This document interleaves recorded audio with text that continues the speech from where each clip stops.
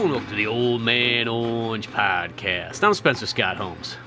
And I'm Ryan Dunnigan. And we're doing a movie that it's actually kind of surprising that it's taken us over 500 episodes to get to, because this just feels like when you think, or at least when I think myself of like what I consider like those like top tier like kung fu martial arts movies, if someone asked you like, hey, if you're going to put together a list of 10, well, I would say the 1974 Street Fighter movie would definitely be one of those top 10 ones that would be on there. Like that to me is like one of those all-time classic ones. But you know what? Better late than never. We're going to be talking about, the good old Sonny Chiba, the Street Fighter.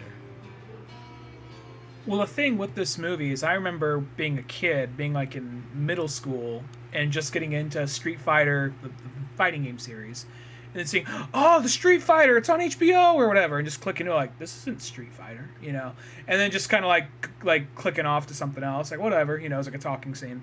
And then later in life, coming across it when I was really getting into kung fu movies, like not much later in life, like high school, and buying those big packs of like, they weren't that big. I guess they were big, but you could get them for like $15 or $20, like $15 or $20, like 15 movies, one of those kind of things. It would always be like Chinese Connection, a couple Bruce Lee ripoffs, Bruce Lee, maybe, starring Bruce Lee. There'd be a couple different Sonny Chiba movies on there. Remember the Street Fighter was on there. I'm like, okay, I know Sonny Chiba. He was the guy that was in that in Kill Bill. So let me see what this is all about. And then watching the Street Fighter, and it's been a long time since I have seen this movie. Be like, oh man, this one is way fucking brutal than most martial arts movies I saw up to that point. Yeah, well, I think that's almost the big thing that really like sets this one differently, because being in 1974, you're literally coming off that time period where like everybody's kind of trying to do the Bruce Lee knockoffs and take that style and just run with it and so on. And when you look at this movie is so completely different than anything a Bruce Lee movie is. You know what I mean? Because even Sonny Chiba himself, like, he's not a good guy at all. Like, he's really just like a dastardly guy. I mean, he still does good things, but he's like that super anti-hero kind of way before even the anti-hero character really existed and so on like that. He's kind of more just in it for himself.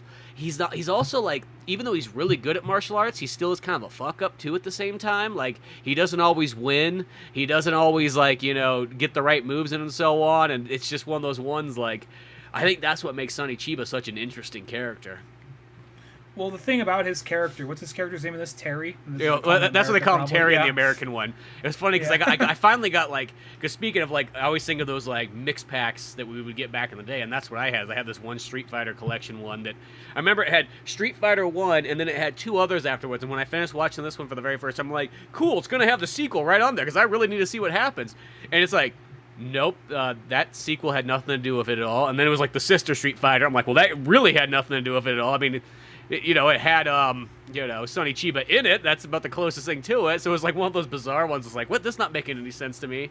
But, lo and behold, that was like the time period where we go search in pawn shops and find stuff. So after a couple searches there, I finally found The Return of the Street Fighter. And granted, that movie just kind of jumps to its own like storyline right off the bat too. But whatever, long story short, I think it was Arrow released the Blu-ray super special editions, I guess you would say, of it, where they put together a real nice copy of, the whole Street Fighter collection, and then I also bought the sister Street Fighter collection too, and that was something that I always really wanted, because as much as I love this movie and so on, when you sometimes get those like mixtape kind of like kung fu DVD sets, and I almost want to say all 3 of those movies were on one disc too, so the quality definitely was not there. So just being able to have a super good copy of it really does make a difference, and also having the Japanese dialogue in there too. That's got to be a whole other experience, because even rewatching this, only option to watch it with what I had was just dubbed. Yep. So, and I still enjoy these movies even if they are dubbed. But and I will say that dub actually isn't terrible. You know what I mean? I'm not saying it's amazing, but it's like, I will say that dub's probably better than a lot of other dubs out there. I don't know what it is, though. I'll say this real quick. I don't know, because this was the 70s, and not every actress was talking like, oh, my lord, we broke the china. They don't talk like that, but every fucking dub, regardless of the female character, they always sound so dainty, like, oh my word, like it's like night, like, and they're at a tea party in the 1920s, you know. Well, I really do think that everybody who did voice acting in, like, the 70s was just a bunch of actors from, like, the 30s and 40s that, like, couldn't get a job anywhere else, but they could come in and do voice acting for kung fu movies, because that's why all, like, the guys all sound like they're Humphrey Bogart-style acting and so on like that. Listen here, you son of a bitch. Yeah. Yeah, that's what me and Moxie will come down and rough the boys up if we have to. Yeah, I just feel like it's a lot of holdover guys that just, like, you know, it's like, oh shit, here's this new way. You know, you don't even have to, I mean, you're acting, but you're just sitting in front of a microphone, you know, and reading a script. Oh, I can do that. Doesn't pay well, but it's something. Well, even the thing with this movie, just going back to this rather than the dub aspect of it, it is one of those things we're watching it and being surprised by how violent it is, and then retroactively looking into seeing all the big effects this movie had. This was the first movie that came to America rated X solely for violence. Yeah, because everything else was a porno pretty much beforehand, and then this was the first movie to have it for being an action, you know, violent movie. Yeah, it wasn't getting any, like, wide normal release, and it wasn't, like, you know, they're trying to get the uncensored version over to America, and it was this fabled thing. People saying how gruesome and bloody this movie is. They take so much of it out. Like, nearly every fight scene was chopped down. It's like, what the fuck? You know, I heard he rips a guy's dick off in this movie. And then, you know, well, I think it was released when it was rated X. It was uncensored. So, like, in '74, if you would have caught it right off the bat, it was. And then I think when it was kind of re-released, I don't know, maybe '76, somewhere around there. I know the VHS copy in the '80s had the censored one. Then they turned it to an R-rated movie, and they literally cut 16 minutes out of the movie. That's a lot. Out of an hour and 30-minute movie, yeah. Yeah. And then, so watching this, and also it created the Mortal Kombat owes a lot to this movie. It created the X-ray destruction, like skull destruction, like shots. Yeah, you know, it kind of has, like, in a sense, the fatality, and then, yeah, that X-ray thing that, you know, wouldn't even be used in Mortal Kombat till Mortal Kombat, like, 9, you know. This is, like, the first, and one of the probably only times I've ever really seen it in a movie. I'm surprised it actually never, I mean, there's probably, if you look hard enough, there's probably other kind of knockoffs and so on that use it, but, like, you don't see that very often where, like, Sonny Chiba literally jumps up and punches this dude in the skull, and it cuts to, like, an X-ray of his skull kind of, like, shattering, and then blood shoots out of his mouth. It's so badass. Yeah, this thing is, because you're right, he is, like, it's interesting. Like, I don't want to get off topic too much. I wish in the 1980s Frank Miller made a comic starring Sonny Chiba, because this feels like a Frank Miller character to a certain extent. It really is, because it's like, that's what I think makes it so kind of cool. It's just like how kind of broken this guy is, and he's good at what he does, but, like, he is kind of messing up along the way too, and he's not perfect at, you know, doing stuff, even though it's like, you know, he has this real big upbringing. There's even, like, a flashback at one point where, like, it literally shows him as, like, a kid, and I think it's like World War II or something like that in China, and he's kind of like this half Chinese, half Japanese guy, because, like, his dad went over to China to, like, kind of combined karate and, like, Chinese kung fu together, so he's, like, very forerunning. He's like the other proto Bruce Lee. Yeah. Well, it's also, like, it brings in this aspect that's kind of, to a certain extent, about a man who's more or less just an animal, kind of slowly getting his humanity back. Not like to become exactly a great person by the end, but at least a better person, you know? Yeah, exactly. Because there's even that part too. It's like, I think it's the very beginning. Like, that's the part where he's almost kind of on this job to, like, save these people's brother and whatnot like that, and he doesn't end up saving him. And so on, and then later in the story, or a little bit later, like, they, like, the sister and the other brother come to his house and be like, yo, dude, what the fuck? Like, you were supposed to get him and so on like that.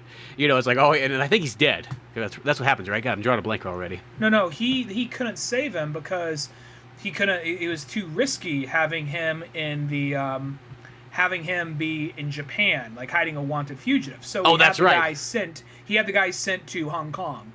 That's right. Okay.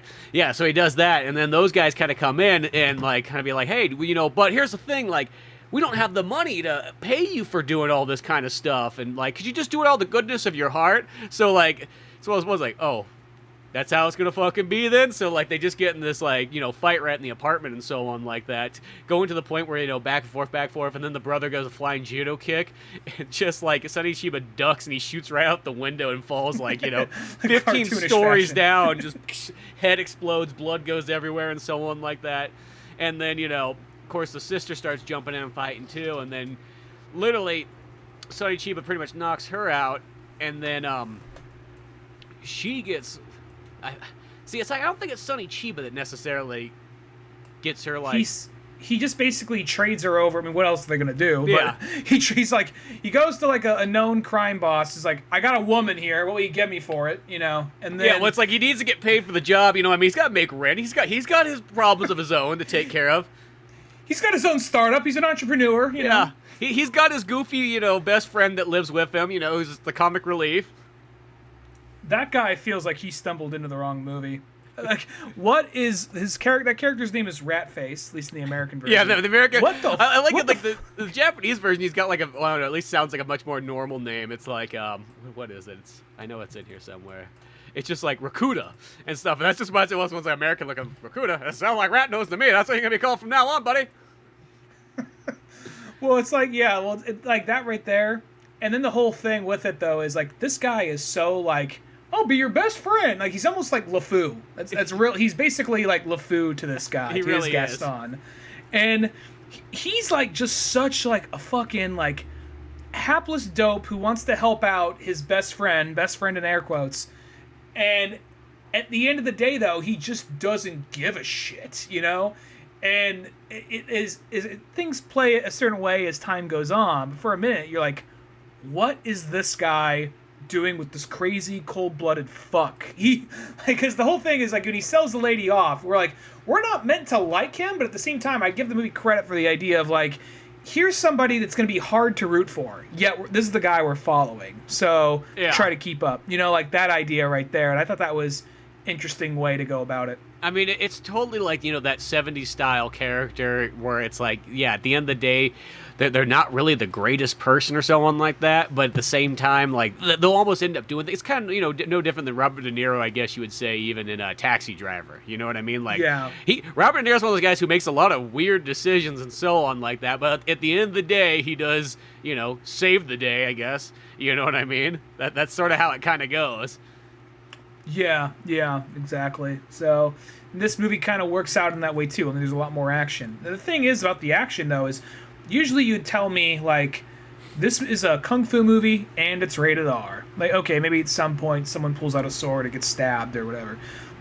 But you don't really, most martial arts movies, maybe nowadays you could have the exception, but most martial arts movies don't get as violent as this. I mean, movies that are like fists, not swords, but fists. Yeah. They usually don't get to the level of like a dude getting his throat ripped out like this, or a dude getting his balls ripped off, or X-ray shots of like their head getting shattered, then blood shooting out their mouth. Yeah, or eyes getting poked in with fingers and so on like that, you know, just in blood, you know, left and right. Yeah, because it's one of those ones, because most martial arts movies, because even if they are kind of rated R movies, it's like, they're not rated R for generally violence. You know, that sounds kind of weird. It's like, they're rated R because there's probably either some nudity or language, you know what I mean? Or it's got like DMX swearing, you know, one of those kind of, that's like the reason why it's rated R. You know, but if you took out like all the swearing and maybe the nudity or whatever that was, you'd be like, oh, it's a straight up PG-13 movie no matter what. You know, it's no different than like Rush Hour maybe, but you know, not this one. Yeah, not this one. This is that one where it's like, I feel like that was sort of the thing, because it's funny because like Sonny Chiba, like in an interview, he was like, well, at first I was like, well, this is way too violent. So I'm like, he's like, that's not really what karate's about, and so on like that. But he's like, but the studio, that's what they wanted. And it's probably they just wanted something like completely radical and different and like, you know, ballsy. You know, to kind of go up to be, hey, this is going to be the next big thing in martial arts films. Let's stand out as much as possible. Something that I heard, I don't know how true it is, because I couldn't find anything of it other than this one random video. But apparently this movie is meant to be somewhat of a metaphor for cancer, because Sonny, because at the time, I guess, it wasn't, like, you weren't supposed to tell, like, I don't know how true this is. This is just me overhearing from like a video, because I was just trying to do a little bit more research on this movie. And this movie is kind of hard to do research for to a certain extent, just because even though I'm sure there's a lot of articles on it, so many things pop up about Street Fighter, the video game series. So, yeah, that probably makes it hard. I mean, even on the new one, it's just like the only special features it kind of had is it had a big fat 30-minute long like Sonny Chiba interview. Yeah, and I'd like to see that. It was pretty good, actually. All I have of this movie is like the cheap, like bargain bin basement quality, like DVD. So I would like to get like one of those, like, I'm not sure if they'd have a Criterion collection of this, but something like that. I mean, it's like what I always call like the next level. Thing to because so there's Criterion, and then there's like the ones that are like they're still pretty good, but maybe they don't have as much. Yeah, it's from Shout, and then there's Arrow, and Arrow's actually almost up there. Shit, they got a $50 Django original version that has like 4 discs and so on. I'm like, oh my gosh, I almost kind of want that. Saving for wedding or Django? What's it gonna be? Like shit. I paid $50 for that fucking Waterworld like extra hour expanded one that they had with all like the bells and whistles too. I'm like, I don't know. There's an example I was gonna. Oh yeah. So I have no idea how accurate this is, but apparently, I guess it was considered to be, just their words, dishonorable to like acknowledge you have cancer or something like that. And I don't know if that's true. This is just going off that video. Well, I can see in the olden days, it's almost like it sounds like a very Japanese thing. You don't acknowledge, in a sense, a weakness. Yeah, but at the same time, I also don't want to be like a white guy, like, oh, it's probably like honor or some shit like that, and then having like a Japanese or an Asian listener like, oh, always comes back this honor horse shit, Well, but yeah, anyway. It is honor, but still, it always comes back to it. Yeah.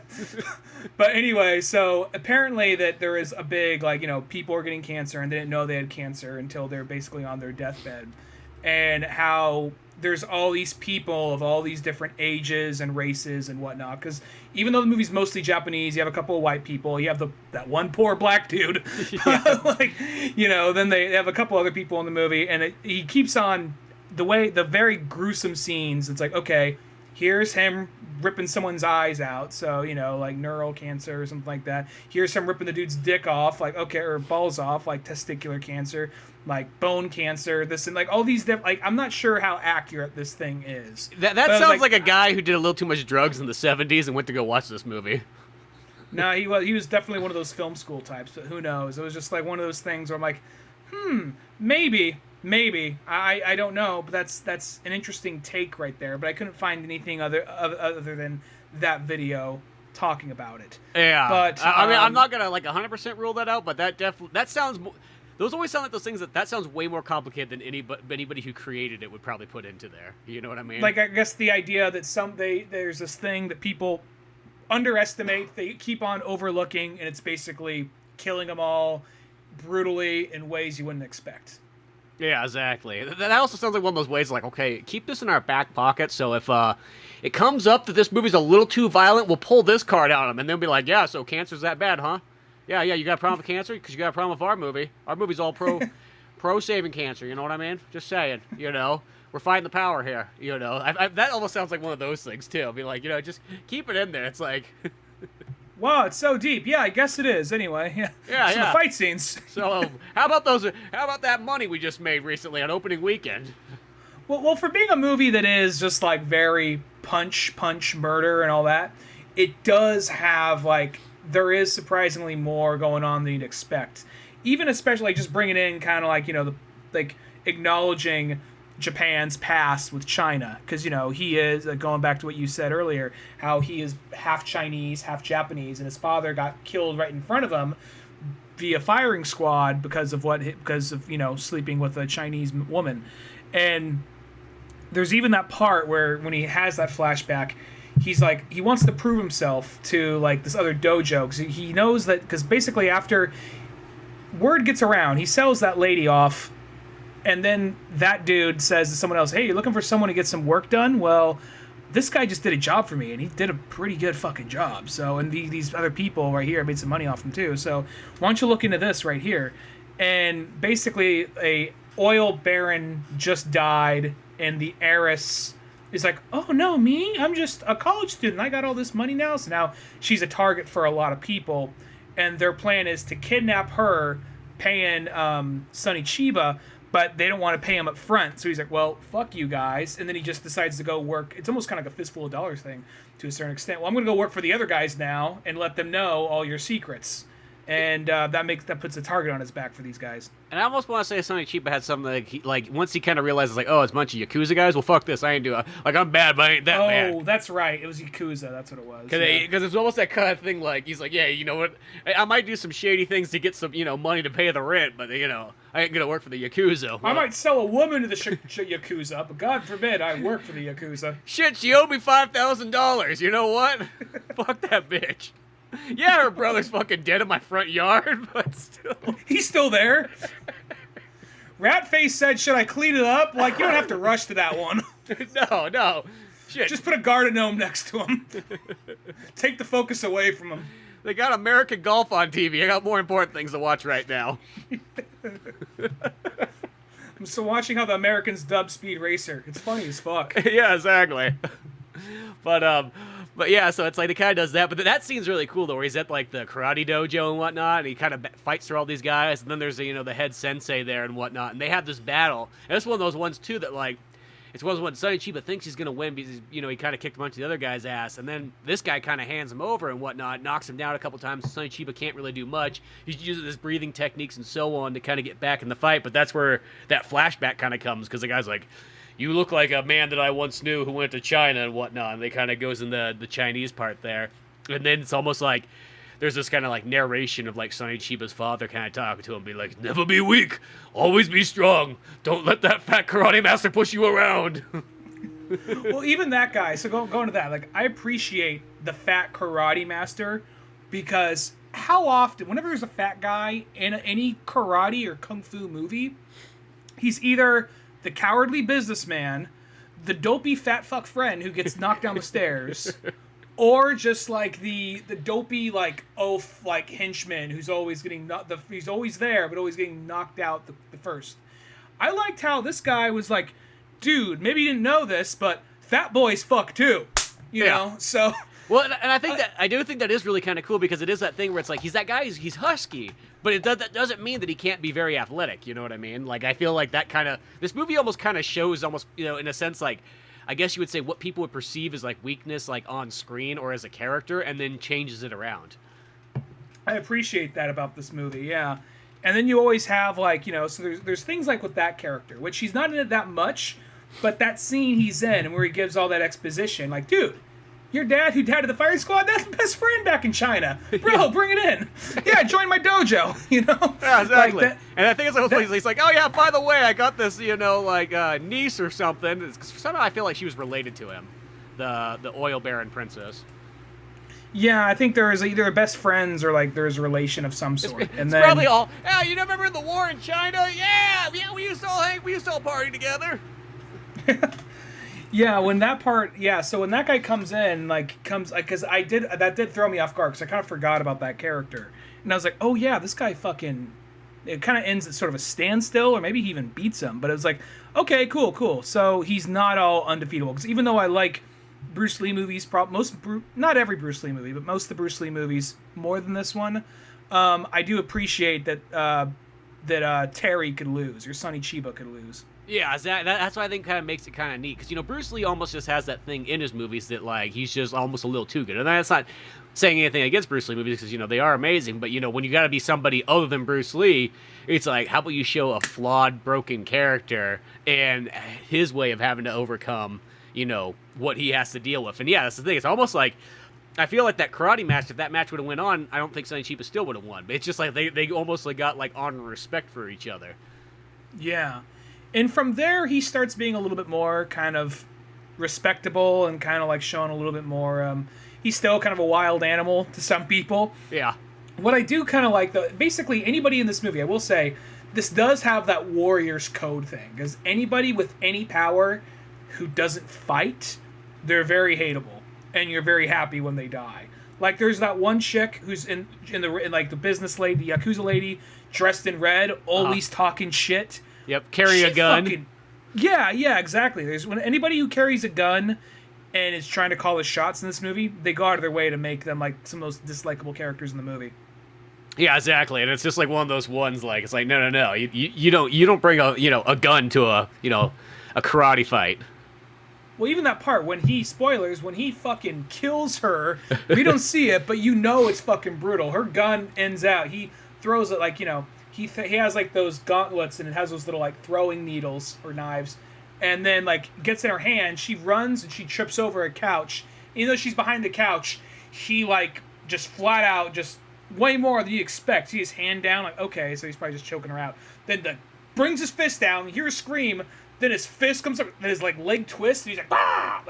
And scream gets even louder. Like, shit, he did not go easy on her. Yeah, just a super fatality. Like, almost he does like the Bruce Lee jump onto her and just, like, kind of cracks and smashes, and then brings his fist up and like, I don't know, maybe just punches her straight through the skull. I'm not too sure, but I'm thinking that's almost kind of what it's like. It's probably something it probably wrote something really elaborate in their budget. Like, dude, we can't do that. Or have him do behind the couch. Yeah, it's either that or I do kind of wonder if they'd be like, okay, whoa.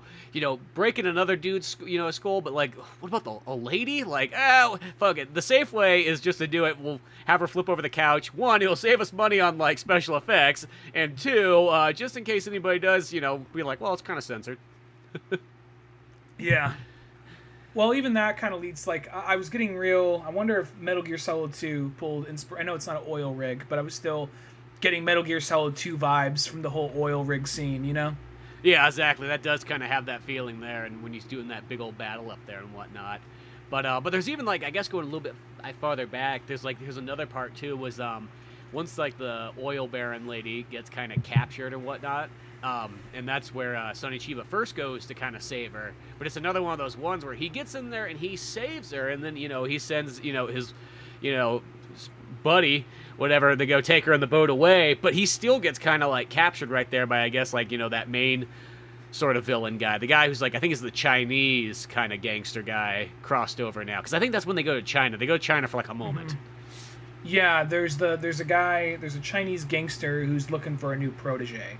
And at some point when they're trying to, I remember at some point when the heiress is trying to escape, they're what's the word I'm looking for? Fuck. I forget the word, but they're basically tricked and like caught by the it escaped me. Fuck it. All right. They're caught by what looks like the guy from, like, you ever see the beginning of like Scooby-Doo and they have the different stills of different monsters and there's the one like green-faced zombie-looking guy? Oh yeah. Dude looks just fucking like that. The guy that was pretending to be blind looks just like that fucking guy. Dude, he does, yeah. The guy, yeah, he's almost sort of like a blind samurai, which is actually kind of a cool character in a sense. Has the Javier Bardem haircut from No Country for Old Men. Yep. Yes, he does. Yeah, because it's like that. That's where we get that there and so on, and then that's also, I think, in that Chinese kind of like fortress, whatever they kind of go break into for a moment at that guy's place. That's where we do see the sister from that Sonny Chiba sold off for rent. Her other brother, who finally comes out of hiding or whatnot in China, is like, yo, what the fuck? Like, the place I work at happens to be the place that, like, my own sister's on sale, Yeah. And he's like, whoa, here's the thing. I'll fucking kill Sonny Chiba for you if you let me take my sister, like, home or whatnot. And he's like, okay, okay, Yeah, sure, that works. Sounds like a deal. And that dude's, because in the beginning they say, like, oh, we would like to, one day I'd like to have a battle with you to the death, and Sonny Chiba has, like, this Warriors Code thing with them, like, maybe one day we will be able to do that, but first you have to survive this, and then he punches him. That's gonna, like, make him, like, in a few minutes go into a coma so people think he's dead so they can take him to the hospital so then he can get him out of there. We forgot to mention that part. Oh, yeah. But, I forgot, because he has that special tactic right there that he uses. But then when they're fighting on the tanker, and that's the final boss of the movie. Like, you don't feel like it's going to be the final boss, but it's the final boss of the movie.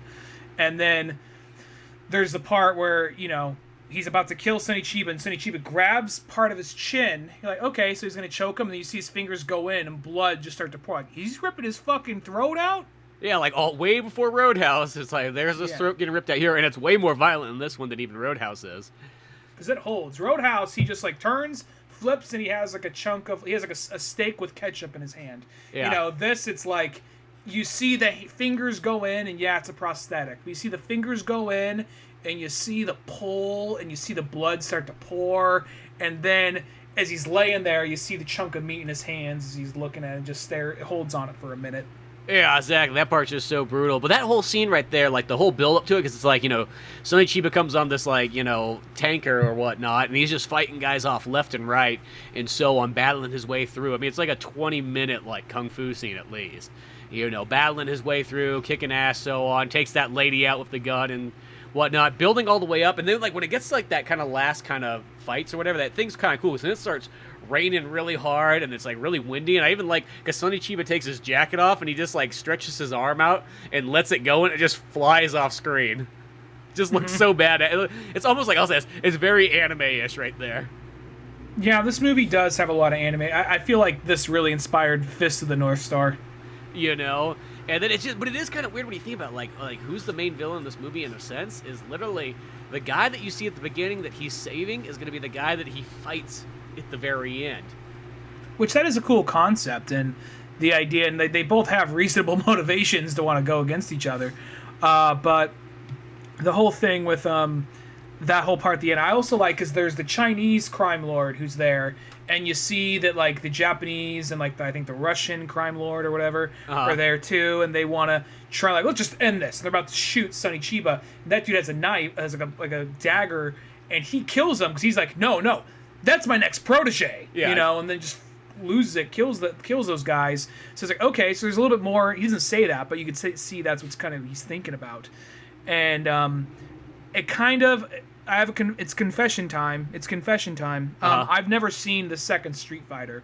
It was a movie, I plan on watching it, and I was really like, oh wow, I can't wait to watch the next Street Fighter. Then you told me they don't follow up with what happens at the end. Like, they don't? Well, I'll watch it a little later. And now here we are 10 years later. Yeah. Well, I kid you not, the very first time I watched this movie, because I will say this movie's a little bit convoluted. Like, it's almost like I feel like I've kind of got it more, because it's probably about the third time I've seen it. Like, I definitely understand more. Like, I remember seeing it at the very end, and then, like, that battle sort of happens, and, I mean, I guess breaking it down, it's like, he fights the guy that he met at the beginning, the brother, whatnot, kind of avenging there. There's even the part where, like, the sister finally comes out, and then she starts fighting again, too, and then she even does a thing where she, like, literally holds on to, like, the handrail, like, and has Sonny Chiba pinned up there. She's like, stab it, take the sai and stab it through both of us. I will make the sacrifice. And it does, and, it kills her, but it only goes through Sonny Chiba so much, so he's still kind of fine. So it is just, like, such a brutal, this family is just, that girl is so screwed over. Like, not only does, like, she at first doesn't think she gets her, brother back. Then her other brother gets fucking thrown out of a fucking window by his own accord, of course. But, and then she gets sold into, sex slavery at a Chinese, like, gangster's place. And then to top it off, she still gets murdered and doesn't even get, like, the sacrifice she was making for. Well, even that part, I'll say, that part I thought was fucking stupid. I guess they're looking for a way to get rid of her. But at the same time, like, okay, you're doing this whole thing. You did this whole thing I know you're trying to avenge your brother. Maybe just kind of, we actually kind of hate each other. We just like the one brother, Maybe that's how it is. Because they're both fine with dying for one another right there. It's like, you'd think you'd be wanting to, like, wait, you just got me out of prison. I can't let something happen to my little sister. No, I'll sacrifice myself so you can kind of stab him. Like, all right, cool, I guess that works. Yeah. So it's like, the logic of that part I thought was kind of fucking stupid. I guess they're just looking for, like, she was guilt-ridden, and they're just looking for a way to get that character out of it. But I did feel bad for her. And earlier I was saying, like, that poor black dude in the movie. But, like, I mean, it's just, well, he is a fucking rapist. He is a big-time rapist. They get a point of that a couple times, which... Yeah. But at the same time, just, like, getting your nuts ripped off, like, raw by Sonny Chiba, like, shit, that's one way to go. I feel like that's the public service announcement, like... Kids, don't go raping, or Sonny Chiba will find you. Exactly. Just a picture of Sonny Chiba with just a bloody fist, like, looking around, like, oh. Yeah, exactly. I think that's sort of like what it was, but There's a creepy old man, like, on a bench, like, leaning in creepily to a little kid who looks nervous, and behind him, Sonny Chiba's coming up with, like, holding, like, a pair of nuts in his hand. Yeah, exactly, something like that. But I guess what was in a long roundabout way to get to it. Getting back to that kind of final battle and everything, I remember the very first time I saw this movie, because it does the thing where, like, right when he defeats the guy from the very beginning, the brother, and so on like that, and then the Chinese guy kills the other two gangster guys, and then it's just them left there with the oil baroness lady. It was just like, it just cuts to like the end. And I was like, what the fuck? Like the first time I saw him, like, isn't that Chinese gangster guy supposed to be the final battle of it and so on like that? Like, what the hell's up with that? Like, it really threw me off. I'm like, is that just where it ends and just says, see you next movie? But in watching it over again, it's kind of like, oh no, I kind of get it. That guy almost said he wasn't going to fight him whatsoever because now he found his new, protege and so on. And now it actually makes more sense for it to kind of end like that. I mean, it is still like the most ultra abrupt 70s, cutoff ending. Guys defeated, cut the credits. Yeah, very, very death proof in that aspect. Yeah. Or death proof. Yeah, I was like death proof because I would say that like that always just feels like 70s movies. That's like Hills Have Eyes and all those kind of films. There's more like that, but villain gets killed, credits. I will say that the action is well paced and well placed in the movie. But when you get to that tanker, it's just like non-stop and just keeps fucking going. Like, I was watching the movie and I was like, I'm enjoying this movie. It's good, like I remember it, but I'm trying to remember what it was that like really stood out to me, other than a couple of moments of intense violence, ultra violence, as Alex from Clockwork Orange would say. But once you get to that tanker, from there on in, it's kind of like, okay, this was already a good movie, but this just knocked it like a few levels up. Just because it's just so nonstop, and he's just like been put through the ringer by this point, and he's just this angry rabbit animal killing everything in his sight. Yeah, and I think that's just sort of the thing too. Is just like it's like people just get really like just like limbs get snapped. People are like in real like painful looking holds and so on. Like it's just. I think that's what makes it kind of cool. Is it's just not just like punching and kicking. It's like it's very brutal feeling and very just like this guy coming in and just like nothing's gonna stop him. And like no matter how much he kind of gets hit and taken down, he still can kind of carry on. I mean, he's shot, he's stabbed, you know what I mean, and he's still going.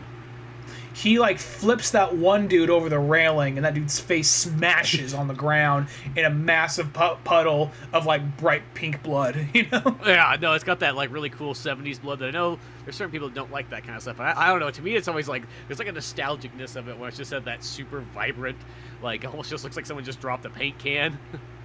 Yeah, and that's what they probably did. They probably just pour the whole can, right? The whole can.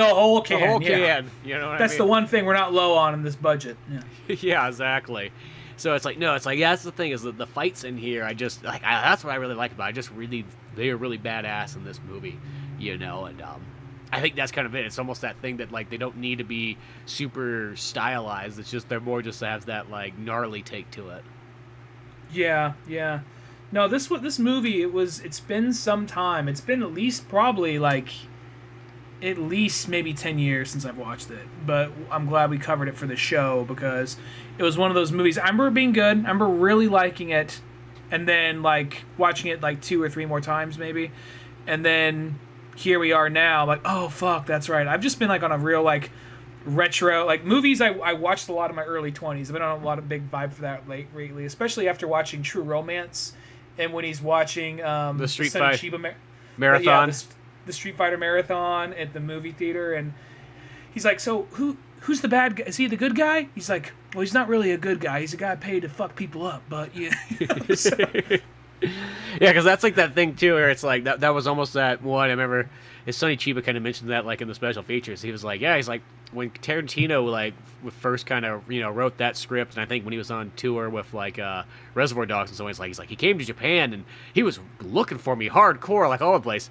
He didn't know that I was actually in America at the moment, but he's like, but we met up later on and so on, and he kind of like he told me about the scene in True Romance and everything and so on. He's like, when that came out, I went and saw it. And it's like, wow, I didn't know the kids were still into my movies and so on like that.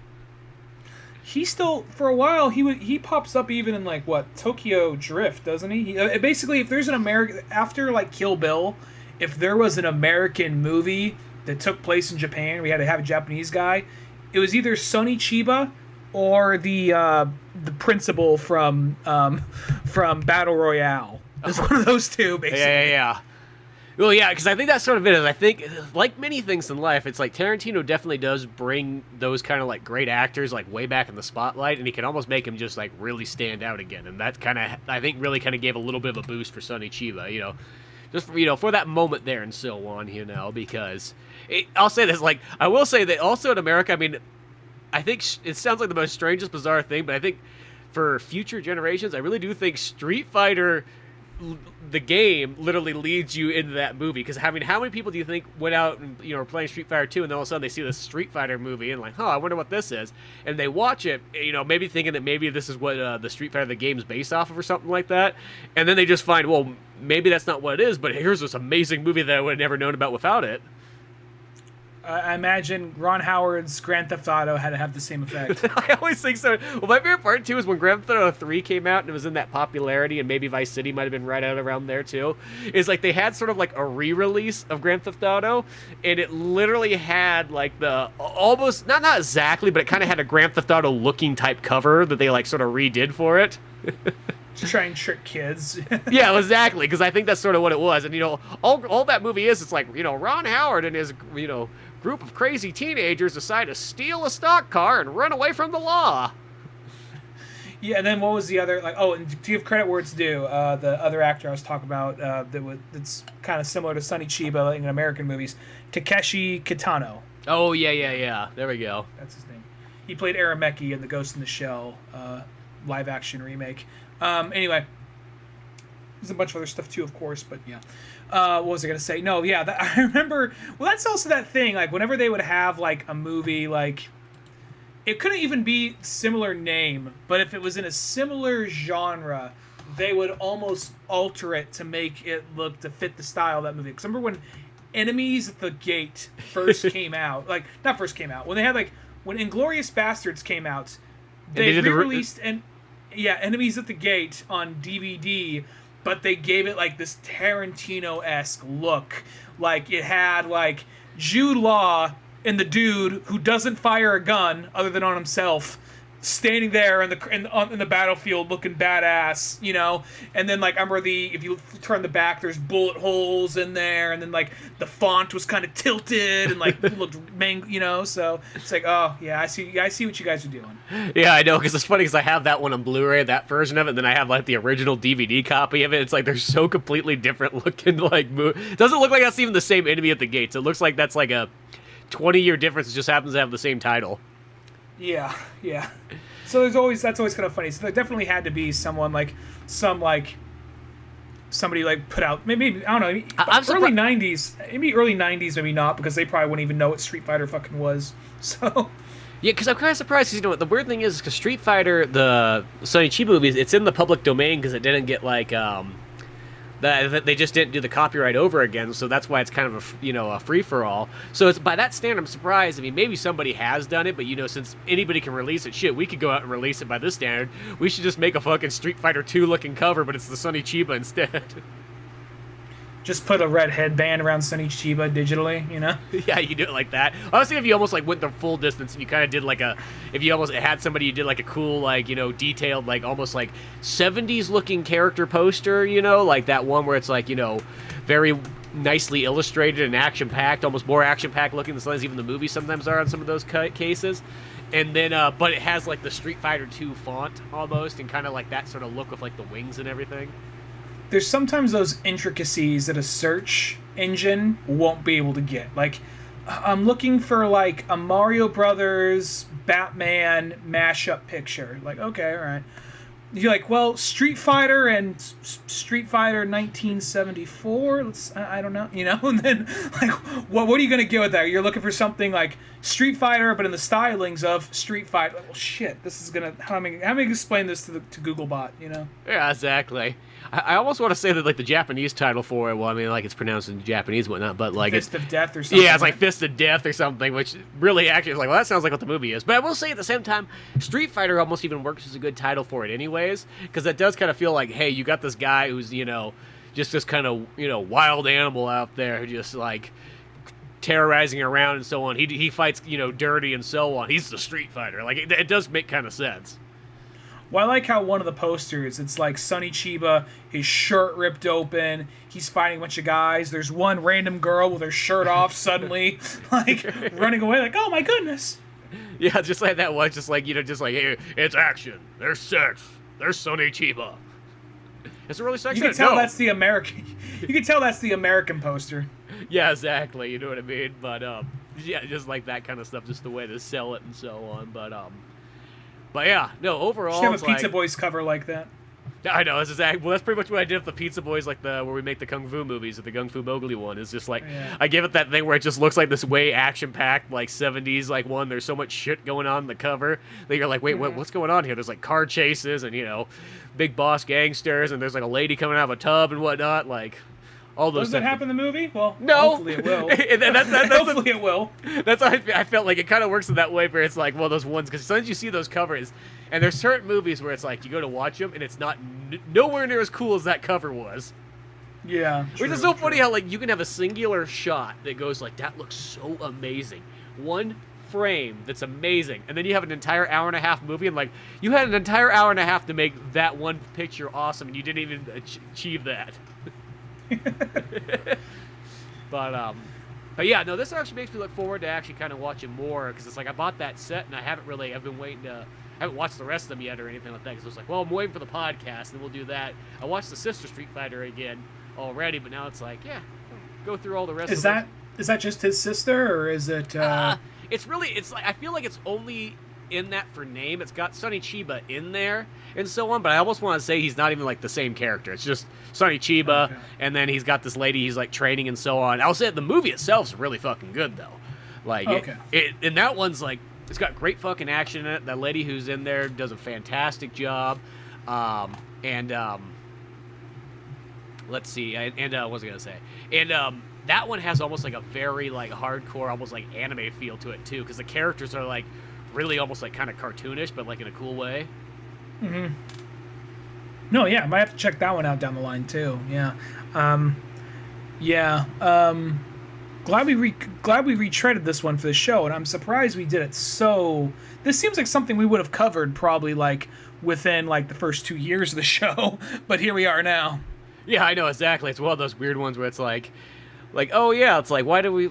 Yeah, well, that's just sometimes how those kind of things are. You think you're going to kind of get around to it, and then, it's just, lo and behold, just time goes by, and then, yeah, you just don't get to do it. But I did actually want to say this really quickly. Actually, the chick that's in the Street Fighter, the chick that gets sold off in the sex slavery or whatever, that's the chick that actually stars in the Sister Street Fighter trilogy. Oh, really? So I really just think it's just a name, and who knows? Maybe in Japan it probably even has a completely different name. Yeah. Well, it's like how they were trying to present Return of the Dragon as a sequel to Way of the Dragon, even though they have completely different names in that movie. And so it's like, wait. No. They're trying to present Return of the Dragon as a sequel to Enter the Dragon, where in China it was called Way of the Dragon. Yeah, exactly. And I think that's the thing, is it like it kind of has, it's just like, hey, we'll make it sell better over here, because I think Street Fighter was such a big thing. So, but yeah, that one's really fun too. Yeah, I mean, gosh, it's kind of fun just to go back to all these kind of, in a sense, I feel like those movies that like when you first get really into filmmaking and you start kind of chasing down all these like these big movies that you kind of hear about, and you just kind of follow like the traveling message of them and so on. I guess even back in the olden days too, when you used to go out and search physically in stores and so on for lots of this stuff, like it takes me back to kind of find some of those movies. Yeah. I don't know what we're doing next, but I'm glad we've been kind of covering a lot of these old action genre movies, like Once Upon a Time in the West and this and whatnot. Yeah, exactly. Because to me, these are some of always that's, I don't know, 60s, 70s movies and so on like that. Such a good time, so much fun to be had, and so on. But yeah, we'll kind of cherry pick some more movies throughout time in there and kind of get in the groove of that and so on. But beyond all that fun stuff, I guess you can always go to oldmanorange.com for more podcasts, comic books like Pizza Boys, old animations, and all that fun stuff. I'm Spencer Scott Holmes. And I'm Ryan Dunnigan. Hey, we'll see you some other time. Later, folks.